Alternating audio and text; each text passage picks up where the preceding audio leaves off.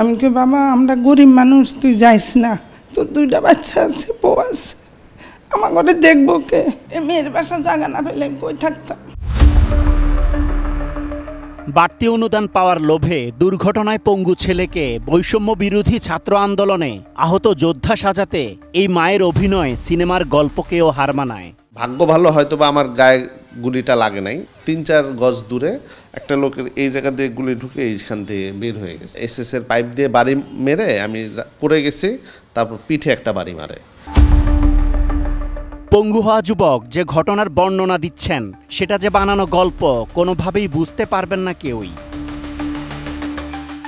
নিজেকে আন্দোলনের যোদ্ধা পরিচয় দিয়ে বৈষম্য বিরোধী ছাত্র আন্দোলনের অন্যতম সমন্বয়ক সার্জিস আলমের কাছ থেকে নিয়েছেন অনুদানের নগদ 50,000 টাকা।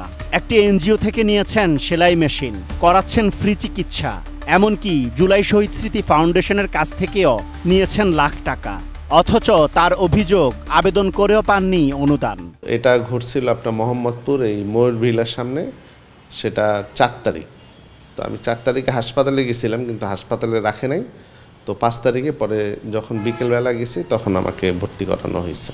আমি জুলাই ফাউন্ডেশন ওইখানে আপনার আবেদন করা আছে, এখন আমি ওইটা পাই নাই। ডিজাইন, এলিগেন্স, বিউটি, সেরা পণ্য সবার জন্য জেভিকো। সরকারি সহায়তা পাওয়ার লোভে আরেকটি গল্প বানান রাসেল। তার দাবি একটি টেইলার্সে চাকরি করতেন তিনি। আহত হওয়ার পর কাজ করতে না পারায় মালিক বেতন দেন না তাকে। খুব দ্রুত একটা পুনর্বাসন বা একটা যতটুকু অর্থনৈতিক সাহায্য করা যায়, এটা একটা সরকারের কাছে দাবি। আমরা যাতে এইভাবে অসহায় যাতে আর বেশি দিন যাতে থাকতে না হয়, এটা যাতে সরকার একটু আমাদের খুব গুরুত্ব সহকারে দেখে। ছেলের চেয়ে কোনো অংশে পিছিয়ে নেই মা। আরও বেশি অনুদান পাওয়ার লোভে নিজেদের অসহায় উপস্থাপন করার জন্য গল্প বানাচ্ছেন রাসেলের মা। ঘরের বাসা বাড়ি ছাড়ি দিছি, ও আহত হওয়ার পরে মেয়ের বাসায় উঠলাম, গ্রামে চলে যাবো। আমি কি করবো, এখানে তো আমি ভাড়া দিয়ে থাকতে পারতেছি না, ছেলের চিকিৎসা চলতেছে না। আমাদেরকে যেন একটু থাকার কোনো ব্যবস্থা করে দেয়, এই আমাদের কাছে সরকারের কাছে আমাদের আবেদন।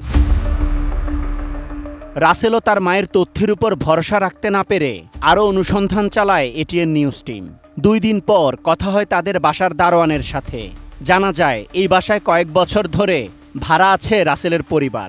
অথচ রাসেলের মায়ের দাবি নিজ বাসা ছেড়ে এখানে মেয়ের বাসায় থাকছেন তারা, চলে যাবেন গ্রামে। এমনকি 4 আগস্ট আন্দোলনে আহত হওয়ার তথ্যও মিথ্যা। রাসেল সাহেব এই বিল্ডিংয়ে থাকে কতদিন? তো অনেক দিন যাবে, 4-5 বছর। 4-5 বছর। আমি আসার আগের থেকে থাকে। কে কে থাকে এখানে? এখানে তার ওয়াইফ আছে, তার 2 বাচ্চা আছে, তার আম্মা আছে। বন্টন কেউ থাকে না? বোনেরা হয়তো মানে বেড়াইতে আসে, অন্য জায়গায় কই থাকে, এখানে থাকে না। রাসেলের ব্যাপারে আরও তথ্য জানতে রাজধানীর মোহাম্মদপুরের নূরজাহান রোডে মুনেম টেইলার্সে যায় এটিএন নিউজ টিম, যেখানে চাকরি করতেন তিনি। সেখানে গিয়ে দেখা যায় টেইলার্স বন্ধ। কথা হয় পাশের দোকানের কর্মচারীদের সাথে। জানা যায় রাসেলের আরেকটি প্রতারণার তথ্য। নিজেকে একজন কর্মচারী দাবি করলেও তিনি নিজেই মুনেম টেইলার্সের মালিক। রাসেল সাহেব জি। উনি এখন কোথায় আছে জানেন কিছু? উনি ওনার বাসায় আছে। আসে নিয়মিত এখানে? নিয়মিত আসে, মাঝে মাঝে আসে। মাঝে মাঝে। এই টেইলার্সটা উনি কবে দিয়েছে? এটা প্রায় 3 বছর। 3 বছর। ওনার সাথে আর কোনো পার্টনার আছে? না, ও একাই। উনি একাই। পাশের দোকানের কর্মচারীরা জানান 5 আগস্ট দুপুর পর্যন্ত দোকানেই ছিলেন রাসেল। অথচ 4 আগস্ট আন্দোলনে গিয়ে গুরুতর আহত হয়ে বাসায় থাকার দাবি করছেন রাসেল। যেদিন সরকার পতন হয়েছিল 5 তারিখ, সেদিন সকালে কি তিনি দোকানে এসেছেন? হ্যাঁ ছিল, দোকানে ছিল, আমিও ছিলাম দোকানে।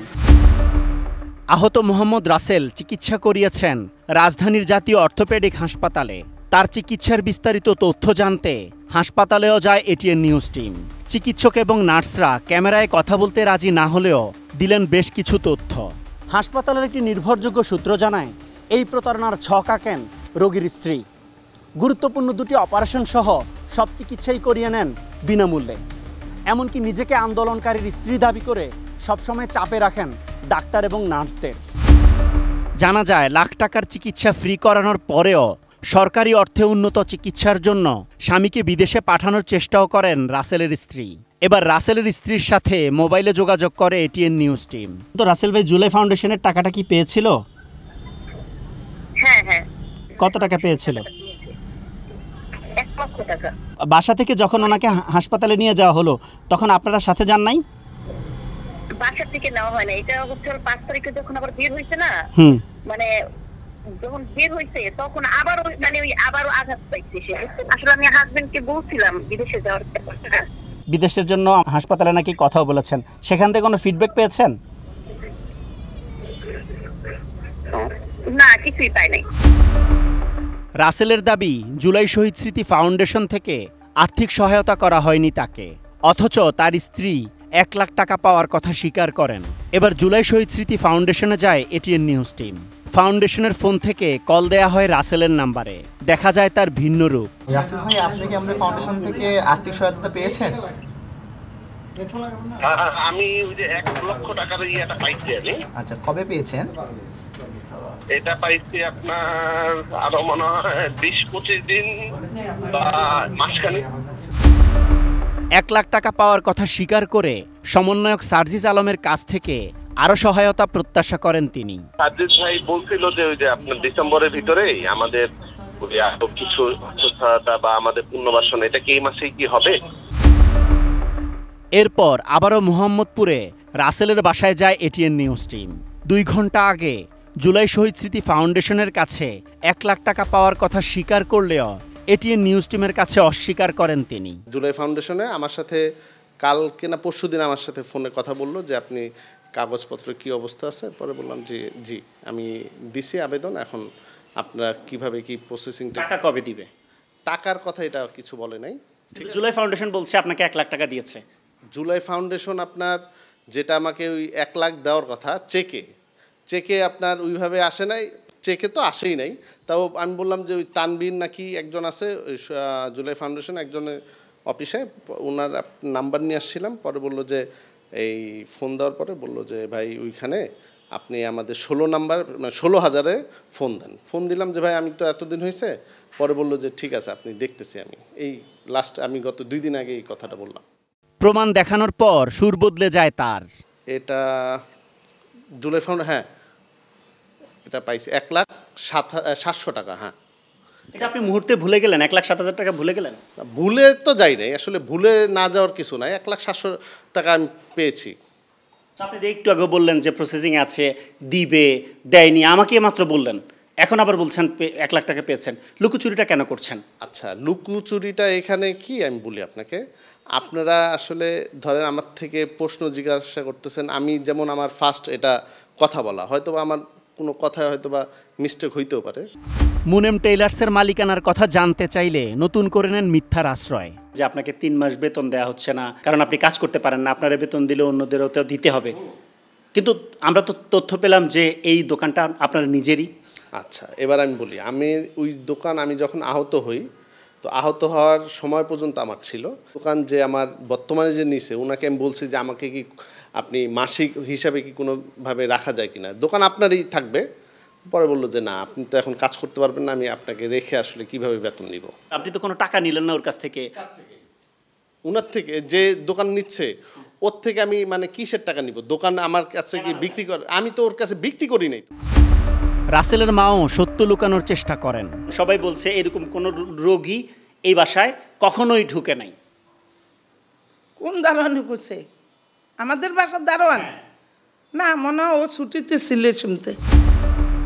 এবার আবারও কথা হয় দারোয়ানের সাথে। এ সময় রাসেলের মা নানা রকম বাহানা করে কথা বলতে বাধা দেওয়ার চেষ্টা করেন। আপনি কি সরকার পতনের আগের দিন, সরকার পতনের দিন এখানে ছিলেন? ছিলাম।